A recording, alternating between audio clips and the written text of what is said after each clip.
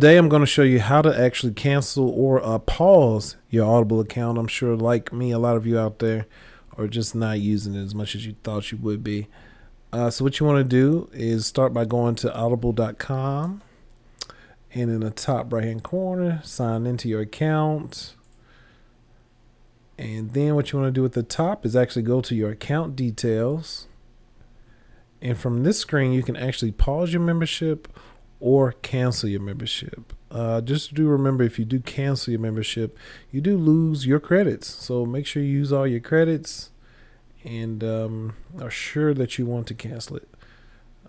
Pausing the membership just stops them from charging you for the next month. You can choose 30 days, 60 days, or 90 days to actually pause the membership, and you don't lose your credits. You can still use what you do have in your library and your available credits.